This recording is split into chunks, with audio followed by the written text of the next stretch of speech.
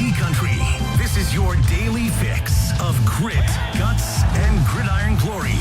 Welcome to the Deep South College Football Show. Bowen, here he goes! Georgia retakes the lead!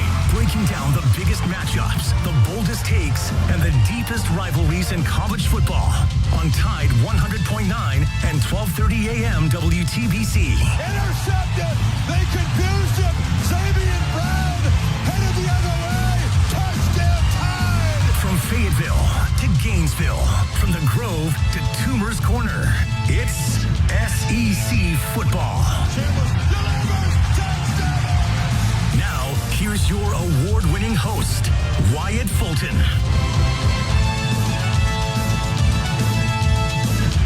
Welcome into the Monday edition of the Deep South College Football Show here on Tide 100.9 and 1230 AM WTBC, your home for Alabama Crimson Tide sports here.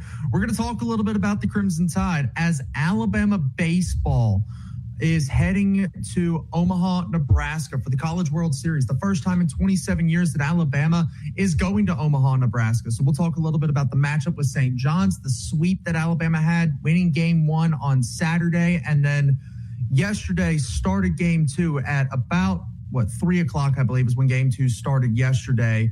A little bit of a rain delay, and by a little bit, I mean about 17 hours worth of a delay because of the storm that rolled through Tuscaloosa last night, lightning in the area, and then rain on the field as well. Postponed the final two innings of game two between Alabama and St. John's to today at 11 o'clock Central Time, 11 a.m. here. And Alabama gets the final outs and secures a trip to Omaha, Nebraska, sweeping the St. John's Red Storm. And Rob Vaughn and the Crimson Tide have done an incredible job over the course of this season. So we'll talk a little bit about Alabama here today as Bama baseball. And we'll also talk a little bit about the job that Greg Byrne has done as the athletic director for the University of Alabama. Because when you look at the big picture, right, football, we know is the engine that pulls the train, to use terminology that Greg Byrne loves to use. It's the engine that pulls the train here, right? Football is. But the makings of a good athletic director is being successful in more than football. And as of the 2025-26 athletic calendar, I'm not sure that there's somebody that's done a better job in collegiate sports than what Greg Byrne has done here. So we'll talk a little bit about that and Alabama's trip to the Men's College World Series in Omaha, Nebraska. First game will take place on Saturday for Alabama, and they will face the winner of Oklahoma and Kansas, who as of 30 minutes ago, they were still going as their game also got rain delayed last night and suspended. Play resumed today after Alabama and St. John's wrapped up here in Tuscaloosa. We will also talk a little bit about Brendan Sorsby, as a Lubbock County judge has now officially given him a temporary injunction against the NCAA. And in that injunction, they said that Brendan Sorsby cannot be kept out of participating in athletic games for Texas Tech, i.e. he is eligible to play for Texas Tech.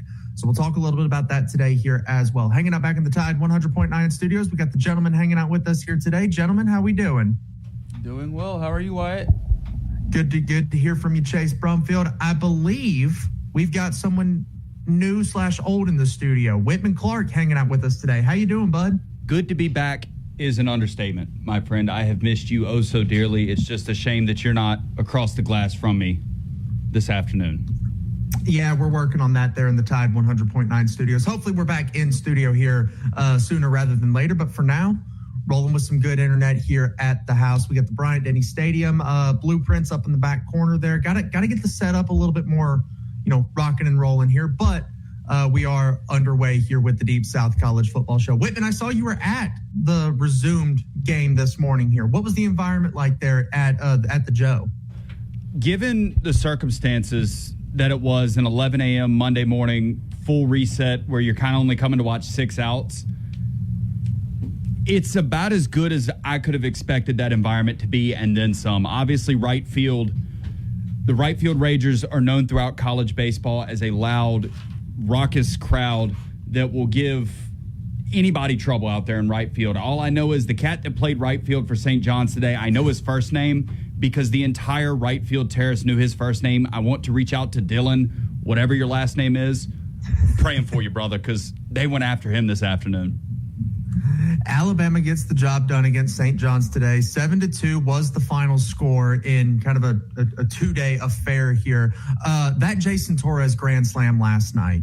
We've seen the video. We've heard the call here from Roger Hoover from the broadcast there. The Jason Torres grand slam that blew this thing open last night was so well timed for Alabama. And it really was the catalyst that kind of won the game for Alabama last night. I mean, at the point of the rain delay, right, top of the 8th inning, one runner on first, Luke Vaughn up to bat with no outs. It really and truly felt like, hey, we're just waiting on this game to end. Alabama's got this thing in the bag.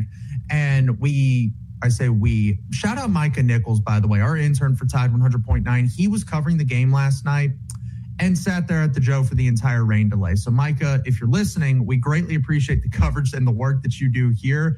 God, that was miserable last night for those that were at the Joe, having to sit there. Jackson, were you there last night? Yeah, I was. Me and Micah were up there waiting.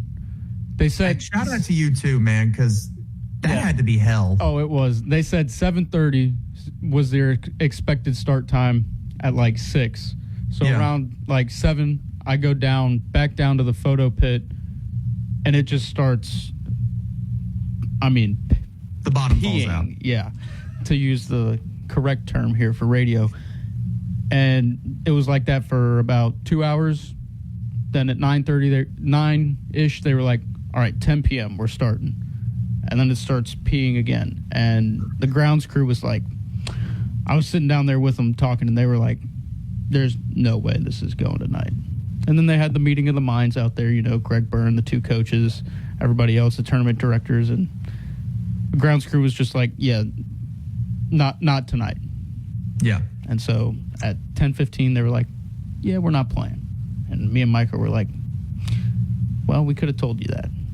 I was going to say, yeah, y'all sat there through that ended up being 5 hours between the initial rain delay and when they finally did decide to call the game there. And by the way, none of that would have happened because we got to the top of the 8th inning there. None of that would have happened had the game started on time when it was supposed to. This was a massive question that I asked quite a few people yesterday, and they were like, yeah, not our decision.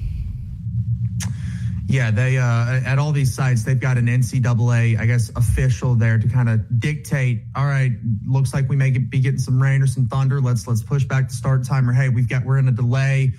We'll figure out what time we need to restart. Yeah, started the game an hour late, and as a result, it resulted in the longest 8th inning of Alabama baseball ever. I feel like it's pretty safe to say not many 8th innings have gone 17 hours, 24 minutes in Alabama baseball history, but that's what this one did for the Crimson Tide and the Johnnies there in the Super Regional here in Tuscaloosa. 7-2, the final score for the Crimson Tide. Jackson, again, you were there last night there, so you got to see the Jason Torres grand slam there. Just it was a packed house, right? They sold out the Joe there, Sewell Thomas Stadium.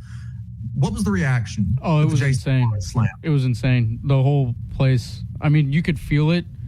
Mm-hmm. After they walked Brady Neal to load the bases there, and the pitcher, for whatever reason, for St. John's started yapping and yelling at the umpire, I was like, "Oh, we're about to get something here," because we're in his head. He's not focused right now. And then 2 pitches later, smacked that thing straight, and I was like, there we go. And then right field just blew up. Shirts off, tarps off, beers flying. The whole 9 yards. Yeah. And the rest of the crowd was going crazy too. And then the St. John's pitcher got pulled, and the Bama fans right behind the St. John's dugout were not very flattering to him. Let's just say that. They were chirping a little bit. The Rangers do such an incredible job out there in right field, keeping the energy, keeping the vibes going, and really supporting this baseball team. And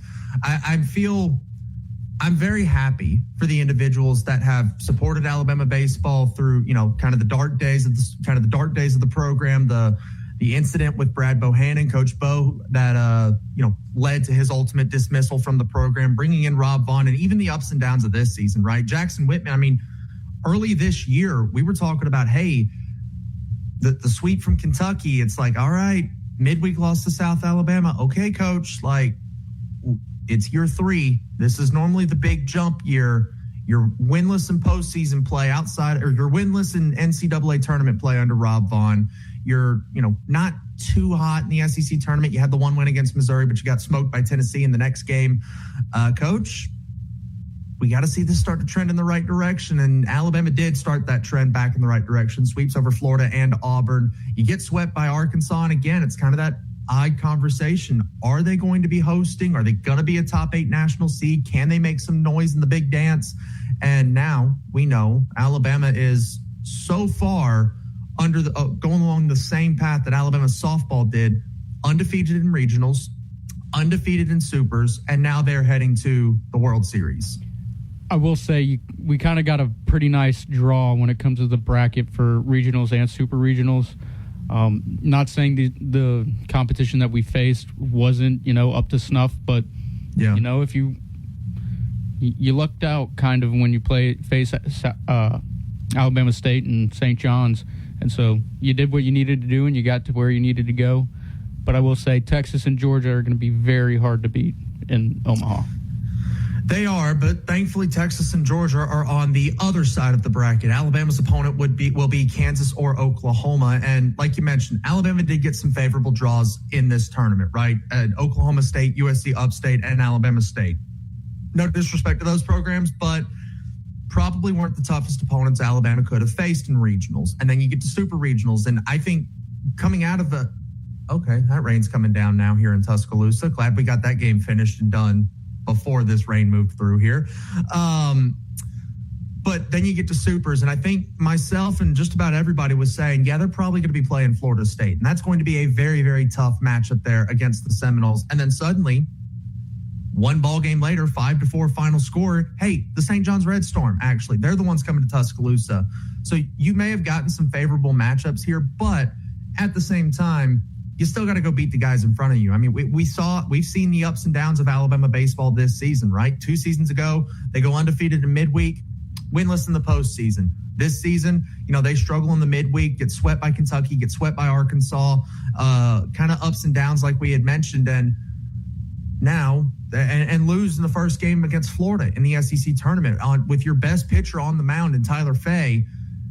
You get smoked by Florida in the SEC tournament. So we've seen the ups and downs of Alabama baseball. So yes, it may have been a favorable matchup in regionals and super regionals, but you still got to go beat the guys that are in front of you. And that's what Alabama's done. And you've got to give a lot of credit to Rob Vaughn. It seems like he has really built that foundation that he's talked about. I went back and listened to his introductory press conference here just a couple of minutes ago, and he talked about laying that foundation, laying the groundwork for a successful baseball program with guys like Justin LeBron, like some of the guys that, have been in this program for 2 and 3 seasons here. And now they've done it. And you're finally seeing the fruits of the labor there for Rob Vaughn and Alabama baseball. And so very, very happy for Coach Vaughn, very, very happy for that team, and very, very happy for those that have supported this program, like I said, through the dark ages, through what Coach Bo, his ultimate dismissal from the program, and even the early days of Rob Vaughn, because they struggled at times, but now you're rewarded with the trip to Omaha, the Jello Shot Challenge for the fans. Get to Omaha and represent. If you have the ability, get to Omaha. We don't want to pull a Texas and only have 319 Jello shots there. If you're Alabama, you can't pull a Texas from a couple of seasons ago and only have like 300 of those things. And I'll tell you what, one more quick point about Rob Vaughn before we obviously head to break. I want to specify this is a very, very high compliment. One of the greater compliments that I think you could give a baseball coach. The way that he talks and the way that, the way he speaks of the program seems very much more like a culture coach rather than an X's and O's baseball kind of guy. And to me, a lot of, what I hear him say would remind me of a super over-the-top, extremely successful high school baseball coach because, when you get to these college ranks, culture matters a lot, but it's going to come down to, who's got the guy and who doesn't have the guy. Those high school coaches in those local small town ranks that stay successful year after year after year, it's the ones that build the culture and set the foundation for what a program should be. And it seems to me like Alabama might not have a Texas-level talented team or, a Georgia-level talented team, but there seems to be a different kind of fight and juice in this ball club that is radiating off of Rob Vaughn throughout that dugout. And it seems to me like like I said, they may not have the talent to go win the College World Series, but it is certainly that tight-knit culture and foundation of what Rob Vaughn wants that program to be that is ultimately what propelled them to Omaha, Nebraska. I'm a big believer that teams reflect the personality and the environment, I guess, of their head coach. And that's exactly what this Alabama baseball team feels like. The fighting, the never giving up. That's what Rob Vaughn feels like. And that's what this Alabama baseball team feels like. So incredibly happy for them. Rest up. I would imagine you probably go up church in game 1 on Saturday, although with the game being on Saturday, Faye threw a Saturday over the weekend in game 1. Zane Adams got the start last night. Matthew Heiberger came in for the remainder of the game. So Alabama sweeps St. John's in super regionals and only throws 3 pitchers. And now that you've got another essentially 6 days off, you could restart that rotation. Do you go Tyler Faye on Saturday? Do you throw the big freshman Miles Upchurch? Who kind of gets the starting nod there for some of these games here in Omaha? And look, if it is Oklahoma, I haven't checked the score of the Oklahoma-Kansas game, so for all I know, Kansas is beating the tar out of them. I have no idea at this point. But if it is Oklahoma, you beat them in the series earlier this season in Norman, so we've at least seen the Tide against the Sooners before. Kansas is a completely different animal, though, so we'll talk about that here on the other side. What is Alabama Athletic Director Greg Byrne? What a job he's done this season, and we'll kind of go through in detail the success stories of Alabama under this current athletic director here in the other side of this break here on Tide 100.9 and 1230 AM WTBC, your home for Alabama Crimson Tide Sports.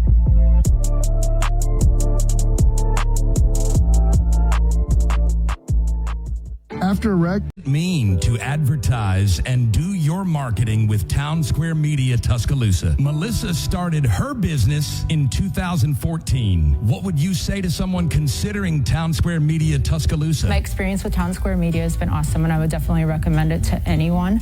I think that this is the first time in my marketing experience that I've been able to see my return on investment. I would definitely say in the past that has not been the case. In this, I like knowing that that's 100%. A lot of the marketing we've done has been radio. You guys have so much more to offer than that, whether it's, websites, from targeted marketing to radio. You are kind of a one-stop shop, and it makes doing marketing so much easier. So I would definitely recommend it. For more info on marketing with Town Square Media Tuscaloosa, call 205-345-7200 or click on Advertise with Us on our website. 100.9 Tuscaloosa weather. here's your Tuscaloosa and West Alabama forecast. Scattered showers and storms expected here through the afternoon. Could see some brief heavy downpours at 85, 72 tonight. Storm chances will fade away through the evening. Partly cloudy overnight. Sunny skies ahead for Tuesday. Highs tomorrow near 90 and lots of sunshine in midweek with a high 91. Thursday, sunny 91. Afternoon storm chance to wrap up the week on Friday, high 92. Richard Wedding at the Weather Channel for Town Square Media Tuscaloosa. It's 83 degrees in Tuscaloosa. Your front row seat to all things Alabama. Tide 100.9 and 1230 AM WTBC, the home of Alabama Crimson Tide sports.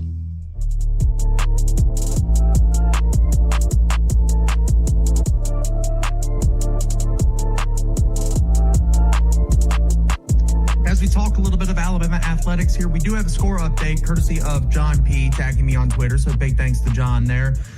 Score for Oklahoma and Kansas. OU 12, Kansas 1, top of the 7th. Kansas is batting. Remember, no run rule in the NCAA tournament, so Kansas does still have a chance to come back, or Oklahoma's got a chance to continue pouring it on here. But barring something utterly ridiculous, it appears that we will get Alabama and Oklahoma on Saturday in Omaha, Nebraska in the College World Series, SEC on SEC action. I believe that game will be at 2 o'clock Central Time on Saturday afternoon. So big first game for the Crimson Tide in Omaha, regardless of the opponent, but it does appear that it will be the Oklahoma Sooners.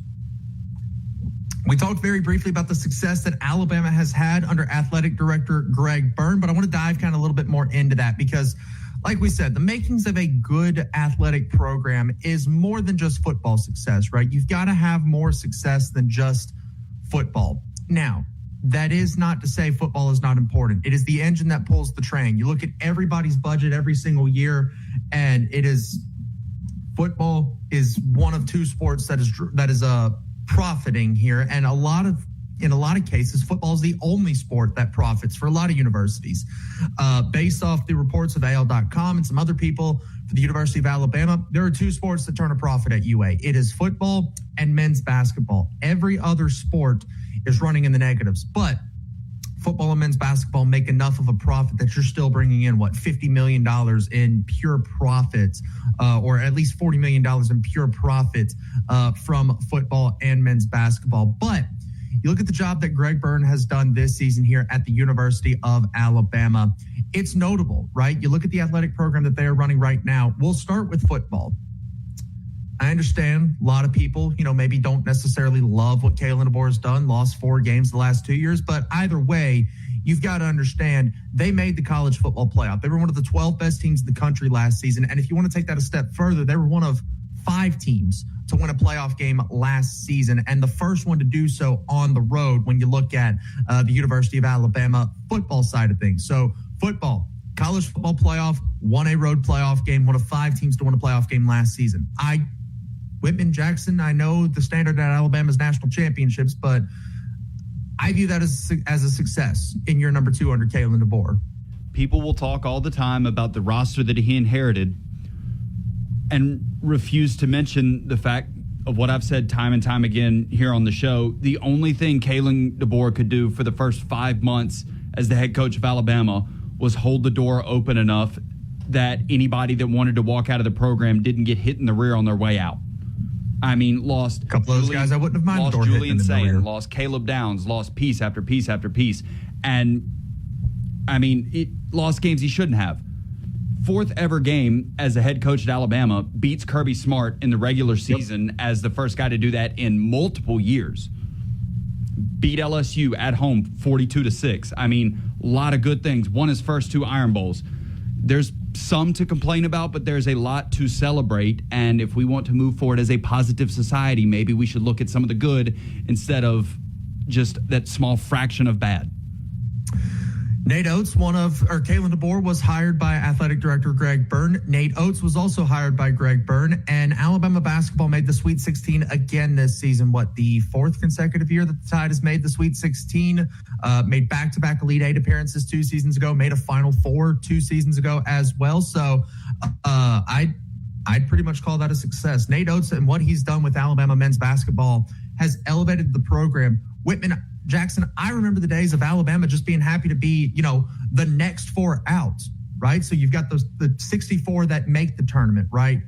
Then you've got your first 4 out. So we're up to 68 teams now. And then the next 4 out. I remember the days of Alabama being happy to be the next 4 out, one of the top 72, not even making the tournament, but you're one of the top 72 teams in contention. Nate Oates has now won 4 SEC championships between the regular season and the tournament. He's made a Final Four. He has made the Sweet 16 for 4 consecutive seasons. Also, by the way, made a Sweet 16 prior to that, but you had a round of 32 exit and sandwiched in the middle of that. So he's made, 5 Sweet 16s, made the tournament every year that we've had a tournament that he's been at Alabama because 2020 got canceled due to COVID. Final Four, back-to-back Elite 8 appearances, 4 straight Sweet 16s. Now the expectation for Alabama, the floor, it feels like every year for men's basketball, is making the Sweet 16. So I consider that a pretty successful hire in Nate Oates there. You had Kentucky come after him too as well. And so, I mean, you've got blue blood programs hunting for Nate Oates, and he continues to stay at Alabama. You may want to text your stat guy and find out when the last time any college kid could say what I'm about to say. But in my now 3 years going on 4 at Alabama, I've seen a team make the 14 college football playoff. I've seen a team make the Final Four. And I've now seen both baseball and softball programs make a College World Series. Say what you want about Greg Byrne. He puts himself on a short list of athletic directors with those accolades. Women's basketball last season made the NCAA tournament round of 32, and I understand he did not make that hire. At the time, it was Christy Curry, but now Christy Curry, now the head coach at South Florida, he goes and hires Pauline Love, one of the top assistant coaches in women's basketball, to be the next head coach at the University of Alabama. Some big recruiting wins that Alabama's gotten, retaining some very key pieces to that team, especially notably, Ace Austin. That's another big pickup there, or retention, I would say, for Alabama women's basketball. And but still, last season, made the NCAA tournament round of 32, probably should have been in the Sweet 16, but the ball just didn't fall their way in that game there. Softball, Women's College World Series semifinals. Again, I understand that he did not hire Patrick Murphy. Patrick Murphy was hired in 19? He was an assistant on Alabama's first ever softball team, and then I believe he was hired as the head coach the next year. So for the 29 out of 30 years that Alabama softball has existed, it's had head coach Patrick Murphy at the helm. National champion, made the Women's College World Series semifinals, and was probably a couple of bad calls away from making the finals. And then who knows what happens when you go to play Texas in that moment there, if they had made it past Texas Tech. But even still, they were picked ninth. They were picked to finish ninth in the SEC. They were not picked to make it to Oklahoma City. They are second in the SEC. They play in the SEC Tournament Championship. They go to the Women's College World Series and are undefeated until their 2 games against Texas Tech. So I consider that pretty successful, and Patrick Murphy should have another squad ready to go for next season as they continue to pursue their second ever national championship. I understand you could be disappointed in the way that the season ended, but based on the preseason polls and where things were kind of sitting with Alabama coming into the year, a pretty damn good season for the ladies over there on the diamond. Not to mention, obviously, as you mentioned, super disappointing you lose in the semifinals after not having lost a playoff game up until then. I cannot overstate enough, if anybody that hasn't watched softball is listening, Nyjah Kennedy is like, there's not an athlete that has come through college football, college basketball, or college baseball in the last, I'd say, 20 years. You can throw out your Vince Youngs, Tim Tebow's, Cam Newton's, Joe Burrow's. They don't hold a candle to what that young lady was able to do during her 4-year stretch in college. They put up a stat during the Texas Tech-Alabama game, spent 2 years at Stanford, transferred to Texas Tech, spent 2 years. I believe it was 22 and 29-year droughts for both programs. I don't know which one was which, but let's say Stanford went 22 years without making the Women's College World Series. Nyjah Kennedy gets there, they go to 2. She transfers to Texas Tech. They spent 30 years of not going to Oklahoma City. She takes them there twice, takes them to the championship series twice. That young woman is one of the best softball players to come through the ranks of NCAA softball ever. I don't need a year period. She is a freak athlete, and she was the first to ever command a $1 million NIL deal in the sport of softball, rightfully so. Without her, Alabama's playing in the championship series. 110%. And then you look at baseball, head coach Rob Vaughn, who was hired by Greg Byrne, by the way, here, making the College World Series, finishing top 4 in the SEC. The last time that had happened for Alabama was 2006. The last time they hosted a Super Regionals was 2006. Rob Vaughn and Alabama did it in year number 3 here. And the last time they made the College World Series in Omaha, Nebraska was 1999.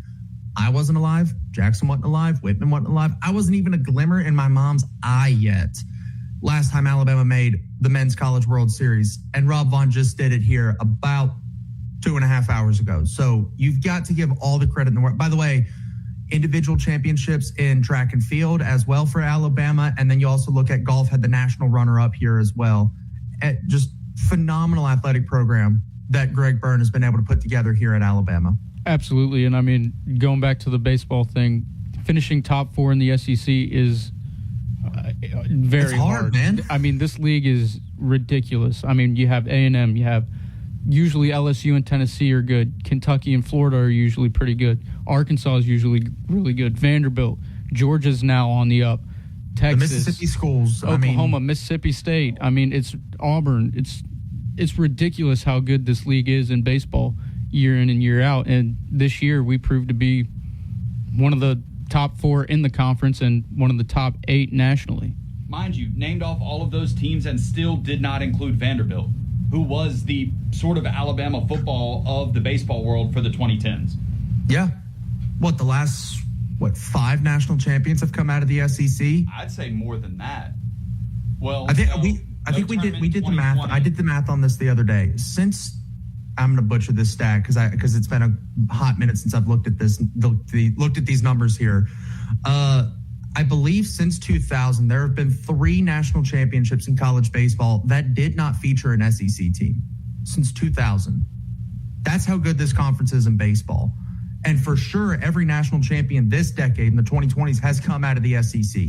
And there's a very good chance, because as of right now, we're probably going to have 5 SEC teams going to Omaha, which, by the way, is a record number. 5 out of the 8 teams in Omaha are going to be SEC. They're probably going to win the national championship again this season. You've got Texas, Georgia, Ole Miss, Alabama, Oklahoma, allegedly. So should be a pretty good year for the SEC in the diamond sports, as Texas defended the SEC's reign in softball. The SEC is going to have another crack at it here in Omaha, Nebraska for the baseball side of things. So, but all that to say, you've got to give so much credit to what Greg Byrne has done here at the University of Alabama, understanding what football is here at Alabama, continuing that standard, but also realizing, hey, we can be successful in so many other sports. Why aren't we successful in men's basketball? Why aren't we successful in college baseball? Right? We're in the state of Alabama, which has a plethora of talent. We've got to get better at these other sports. Greg Byrne has done an incredible job of realizing that, creating a plan, and enacting that plan to elevate the University of Alabama, not just in football, but in every other sport as well. On the other side, we're going to dive into the big conversation for today, and that is Brendan Sorsby, who has been deemed eligible by a Lubbock County judge. And that sound you just heard, it wasn't thunder here in Tuscaloosa. It was, as Josh Pate put it earlier today, the final death rattle of the NCAA. So we'll talk about that on the other side here on Tide 100.9 and 1230 AM WTBC.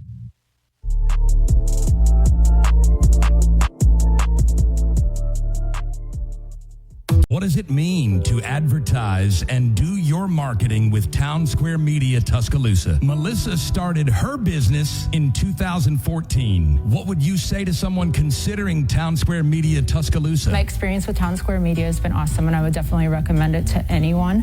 I think that this is the first time in my marketing experience that I've been able to see my return on investment. I would definitely say in the past that has not been the case. In this, I like knowing that that's 100%. A lot of the marketing we've done has been radio.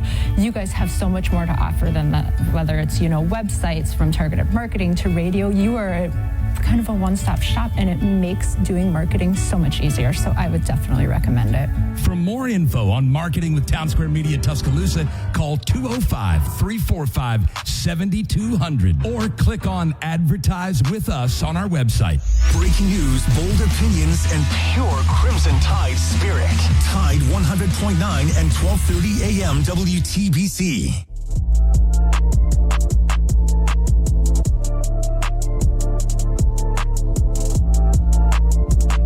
Earlier today, a Lubbock County court judge officially granted Brendan Sorsby, the quarterback at Texas Tech, his temporary injunction against the NCAA, meaning that Brendan Sorsby is now eligible to play college football this season for the Texas Tech Red Raiders as the starting quarterback there for Texas Tech.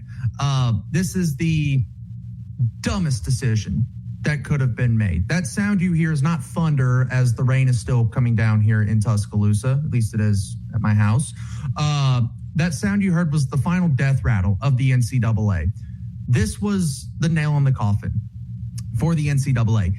According to reports by Pete Thamel, Brendan Sorsby bet over $90,000 during his time at Indiana, at Cincinnati, and has sent at least $3,000 to somebody outside of the state of Texas to bet on MLB, NBA, and PGA events for him.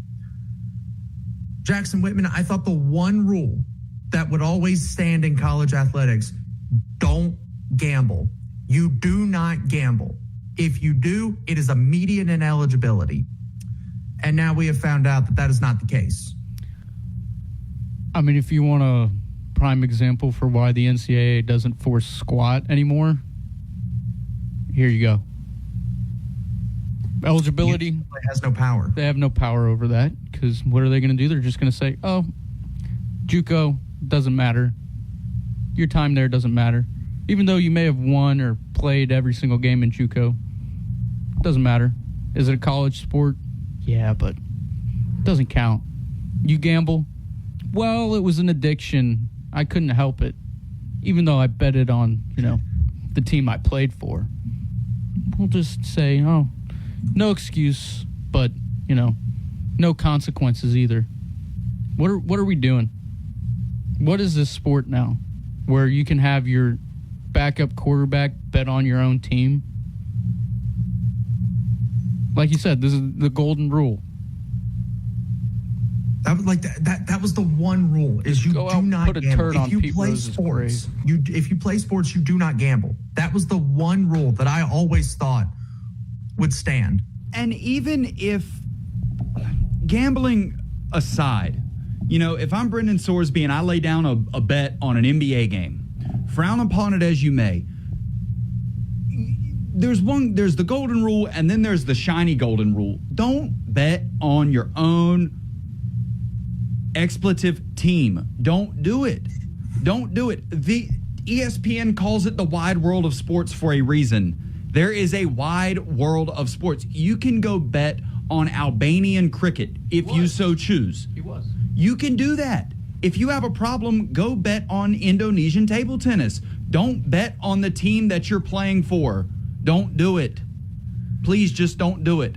And as you mentioned about the NCAA, they have about as much power over what they govern as a parent does over a hormonal teenager. It's like right now, it's a lot of up yours, mom or dad. I'm going to do what I want to do. And that's just what it is right now. Yeah. I tell you what, who I do feel bad for, which is going to be the only time you hear me say this, little bit of remorse for Tennessee right now, because they went through the same thing that Chambliss went through and Ole Miss went through, but Joey Aguilar can't play.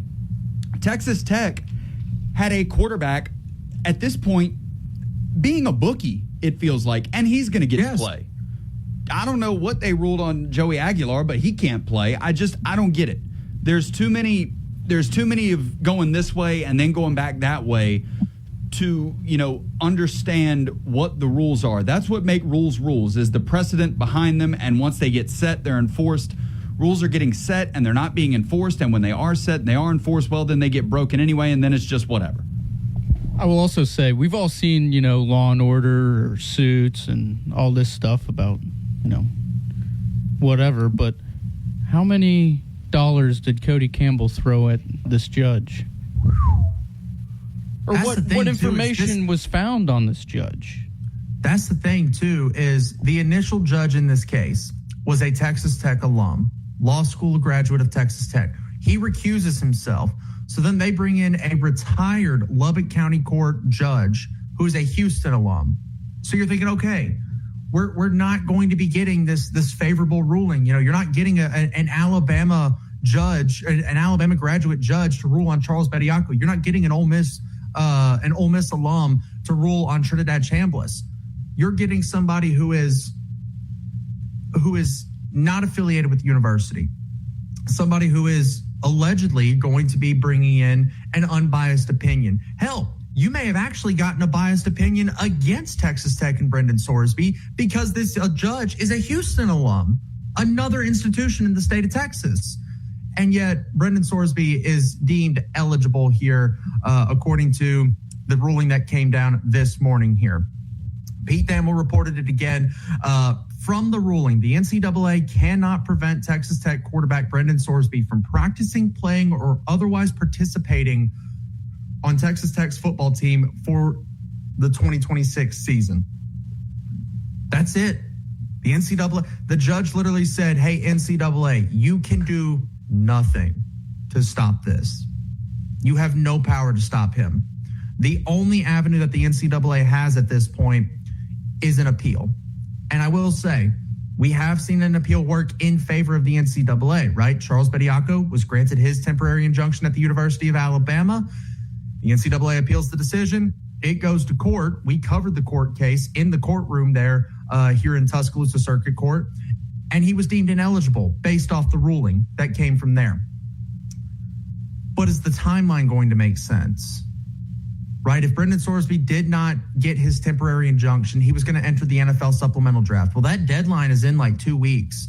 Are we going to get another court hearing within the next 2 weeks? I don't think we will. So at this point, Sorsby's defense was that it will cause irreparable harm if he does not participate in Texas Tech in the 2026 season for Texas Tech. That was his defense. Irreparable harm if he does not get to play for Texas Tech this season. He caused his own irreparable harm or damage or whatever term you want to use.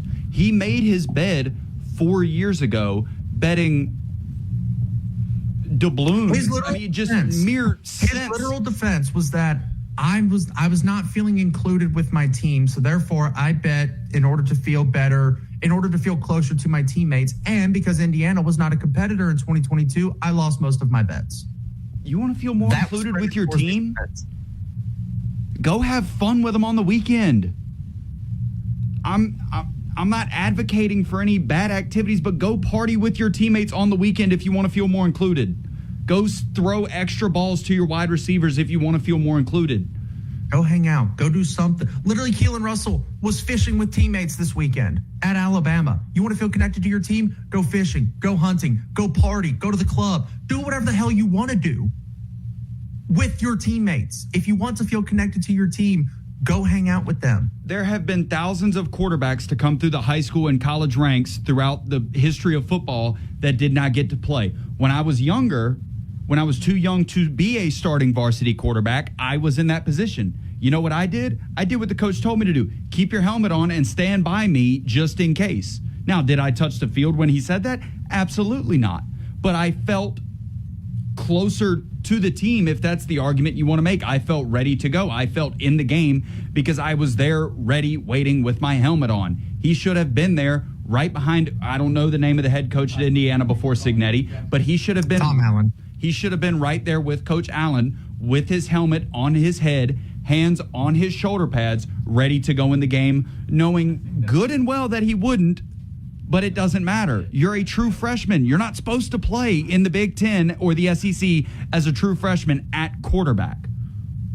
Unless you're Jared Curtis, then that's whatever. But it's not going to happen. And you should know better than to expect to play. I'm off my high horse now. The NCAA has released a statement here. This is courtesy of Pete Thamel here. The NCAA statement reads, the NCAA strongly disagrees with the court's rulings in Sorsby's case and is deeply concerned about the damaging, far-reaching, and broadly destabilizing ramifications of this outcome, which undermines and corrupts the integrity of sports. The NCAA is committed to supporting student-athlete mental health, but must continue to aggressively defend against actions that defraud college athletics and threaten competitive integrity, such as betting on one's own sport here. This is just, I shouldn't be shocked. I should not be surprised at this ruling coming down the way that it did, but I am, because it felt like the one golden rule of sports. If you are a student athlete, if you are an athlete, if you are a coach, if you are anybody affiliated with the program, you do not gamble on your sports. And like Whitman said, the shiny golden rule is you don't blanking bet on your own team.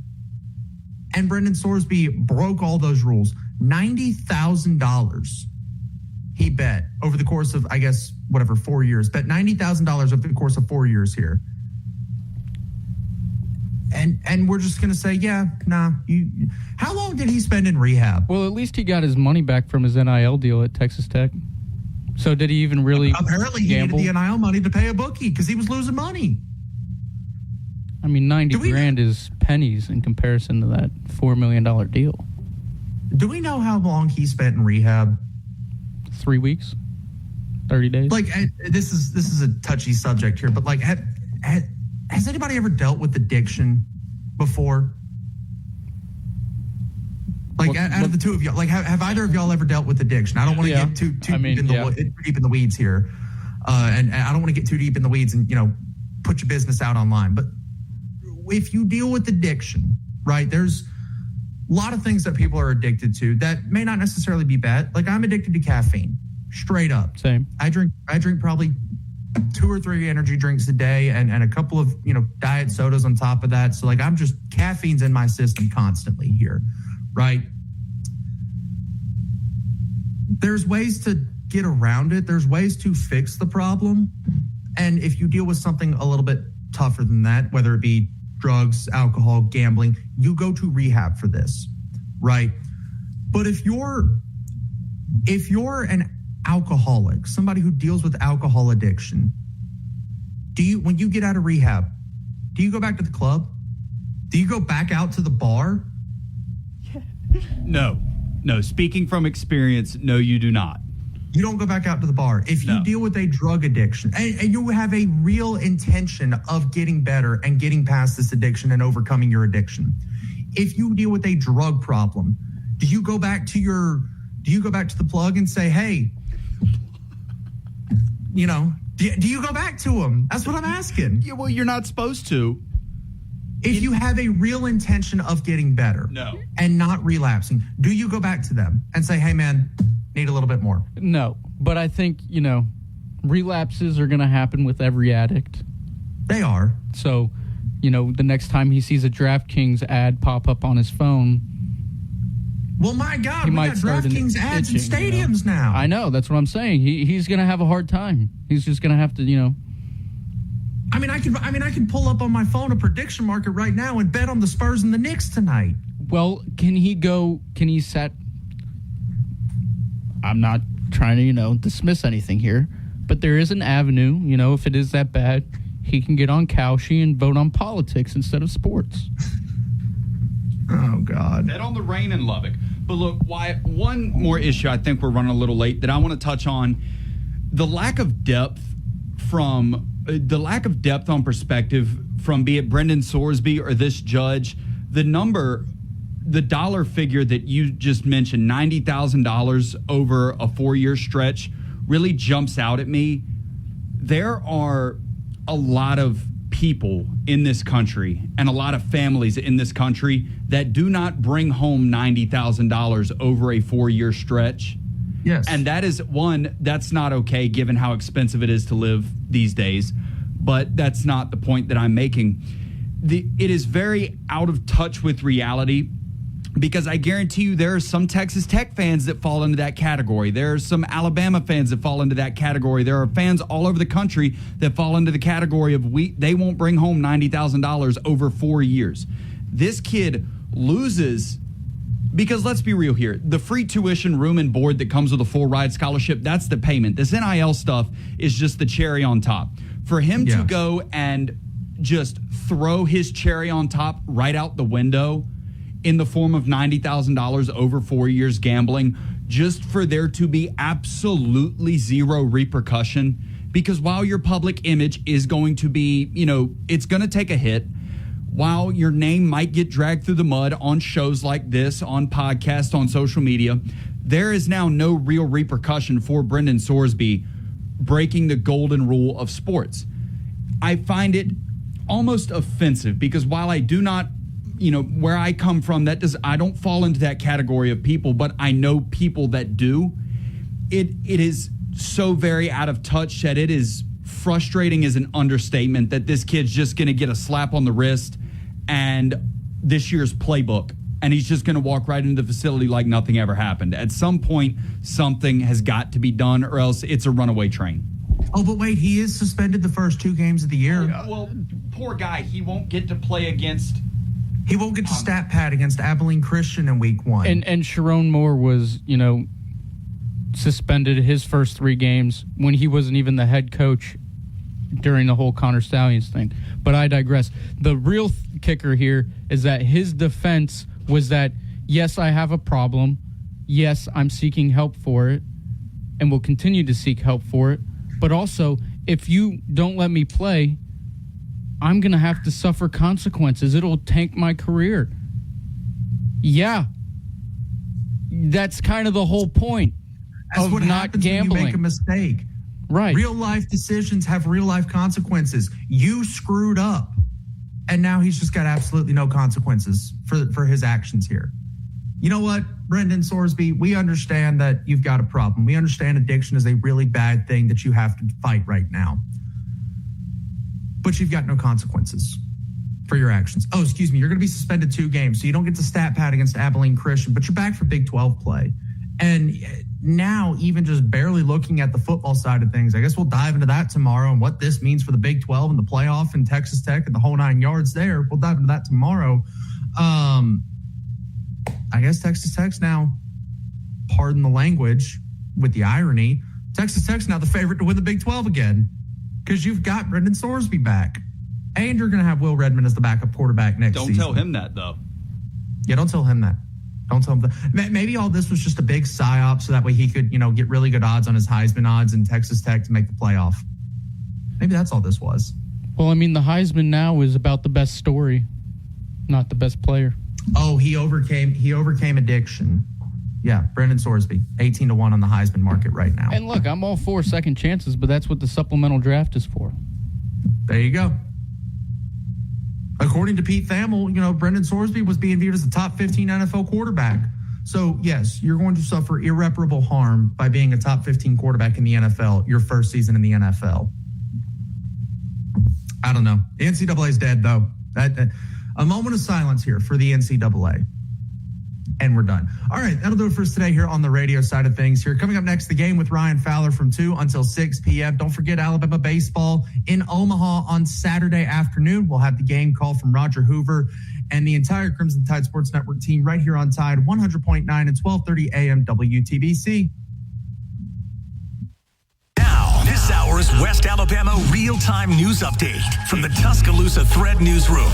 Miss Tuscaloosa, Julia Schumacher, a 20-year-old honors biology student at the University of Alabama from Mankato, Minnesota, earned the first runner-up spot in the Miss Alabama pageant over the weekend. The worst of the drought is finally over. North Tuscaloosa and Pickens counties northward are completely out. Tuscaloosa and Gordo southward are abnormally dry. A fight between 2 women on Virginia Drive in East Tuscaloosa led to 1 woman suffering injuries. Click TuscaloosaThread.com for more news. Don Hartley, Townsquare Media, Tuscaloosa. Coming up on The Game with Ryan Fowler. Coming up on the Monday edition of The Game, we're going to talk to Bill Bender. Sporting News has got a new college football guide out. We'll talk Drew DeArmond. We'll cover Alabama Super Regional. Hopefully, we're talking about a trip to Omaha. Martin Houston will be a part of our Monday edition as well, all starting at 2 p.m. on The Game with Ryan Fowler on Tide 100.9, 1230 WTBC, your home of Alabama Crimson Tide Sports. The longest-running sports talk show in Tuscaloosa. The Game with Ryan Fowler. Weekdays from 2 to 6 p.m. on Tide 100.9 and 1230 a.m. WTBC. And streaming worldwide on the free Tide app. Mean to advertise and do your marketing with Town Square Media Tuscaloosa. Melissa started her business in 2014. What would you say to someone considering Town Square Media Tuscaloosa? My experience with Town Square Media has been awesome, and I would definitely recommend it to anyone. I think that this is the first time in my marketing experience that I've been able to see my return on investment. I would definitely say in the past that has not been the case. In this, I like knowing that that's 100%. A lot of the marketing we've done has been radio. You guys have so much more to offer than that, whether it's, websites from targeted marketing to radio. You are kind of a one-stop shop, and it makes doing marketing so much easier. So I would definitely recommend it. For more info on marketing with Town Square Media Tuscaloosa, call 205-345-7200 or click on Advertise with Us on our website.